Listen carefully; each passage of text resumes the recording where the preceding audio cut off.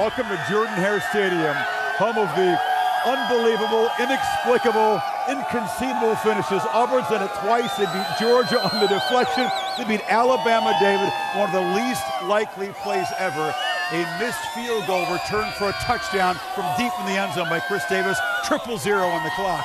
And give them credit because they got down 21-7. They kept fighting. And how about Nick Marshall making a big-time play? I think it was like a quadruple option, run the zone read, has an option to throw to the flat, throws it down the field, makes a big play, ties it up, 25 seconds left, holds them. Yeldon steps out of bounds, ball game's over, 1 second on the clock, try to kick a field goal, 56 yards. And remember, when you do that, all the big boys are on the field covered. It's not like a punt team where you got athletes out there. Take it back to the house. Unbelievable how they hang around and always just stay the course and don't get flustered. Unbelievable. This Auburn team has the it factor, according to the coach Gus Malzahn, a miraculous turnaround from 0-8 a year ago in the SEC. Bama made lots of mistakes. They gave Auburn chance after chance, David, to stay alive in this game. Let's talk about some strategy. Saban electing not to kick what would have been a 31-yard field goal to go up 10 inside of 6 minutes. Then comes back, kicks a longer field goal, which is blocked, and then at the end of the game, goes for a 56-yarder, which is returned for a touchdown. I can't explain it, and I wouldn't have done it. I disagree with it. With all three of those?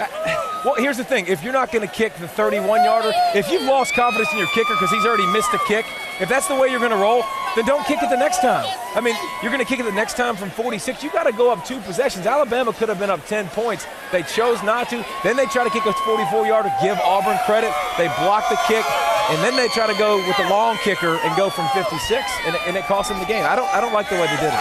If this game had nothing on the line, they'd still talk about it forever. They'll come up with catchy nicknames. That's what they do in this series. They'll get something. To have everything on the line, a winner-take-all game in the SEC West is amazing. One stat these folks will like to hear, Nick Saban still has never beaten an Auburn team that finishes with 9 or more wins. That's at LSU or Bama. Should Auburn be given national championship consideration over an undefeated Ohio State team? When you say right now, after we just saw Michigan put up 600 yards on them, a Michigan team that was absolutely inept offensively, that couldn't block anybody, you worry about Alabama or Ohio State on defense, you worry about their secondary. Right now, your first reaction is yes. And if they but 2 miraculous wins. Two miraculous wins. Fortunate.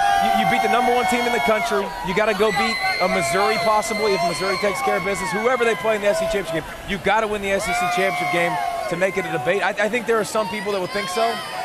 24-game winning streak for Ohio State. I don't know if it can happen. You know what? They're not even thinking about big picture right here. They just beat Alabama. Fans haven't even left yet. They're Bama just fans like are stunned. Auburn fans ready to party. And yes, they'll head to Atlanta for a chance to play for the SEC championship and perhaps something even bigger.